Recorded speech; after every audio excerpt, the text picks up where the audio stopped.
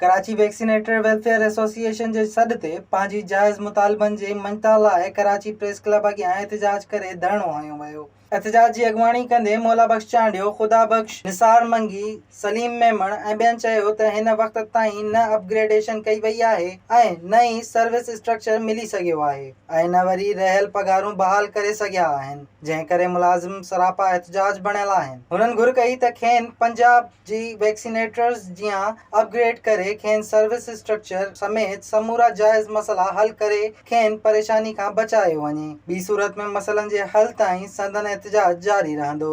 ये जो आज का एहतजाज है जो VW के जो वो एहतजाज की all Sindh principal medical crime division क्या पूरी सिंध में हमने हिमायत की है और इंशाल्लाह ताला जो इस हिमायत में इनके साथ दोस्तों के साथ शामिल है, वैक्सीनेटर हो या जो दूसरे महकमे के दोस्त हों जो हम उनकी जो भरपूर हिमायत करते हैं। और सिंध गवर्नमेंट को यही बताना चाह रहे हैं तो CM सिंध को, वज़ीर अपने मैडम उज़रा पेचू साहब को, सेक्रेटरी हेल्थ को, PD को, तो ये हमारे दोस्तों के मुतालबे फिलफोर हल नहीं किए जाए तो आल सिंध प्रिंसिपल मेडिकल इन दोस्तों के साथ भरपूर कराची में एहतजाज करेगी और हमारी अक्सरियत है कराची में और कराची में जो क्या पूरे सिंध में जो इनके साथ होंगे। असां जो हक़ ना है, असां पंहिंजो टाइम स्केल वठूं, असां पंहिंजी अपग्रेडेशन वठूं, असां पंहिंजी लेंथ ऑफ सर्विस वठूं।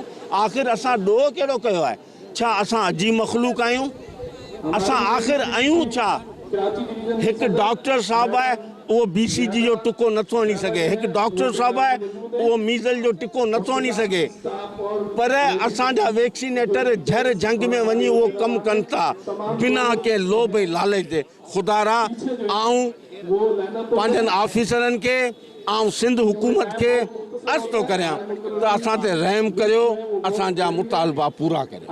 असां कहिड़ो ॾोह कयो आहे? असां 35 साल 38 साल नौकरी कई आहे, उहो 6-8 स्केल में पिया हलूं। मास्टर आया आहिनि जेके 14 स्केल में नई अपॉइंटमेंट थी आहे।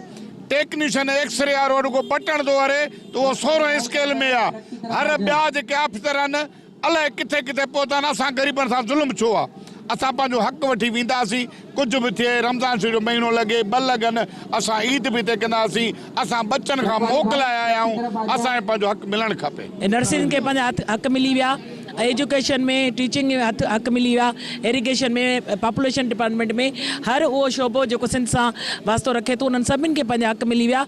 पर बदकिस्मती आहे जेको हेल्थ में वैक्सीनेटर जेको कमु करे थो ऐं हुनजी अहलियत खे मद्देनज़र रखी इन्हनि खे त वधीक उन्हनि खे सहूलियतूं ॾियणु खपनि, पर उन्हनि जी रिटायरमेंट खे ई उन 9-11 स्केल में ज़ब्त कयो थो वञे, जंहिंजी 40-40 साल सर्विस आहे।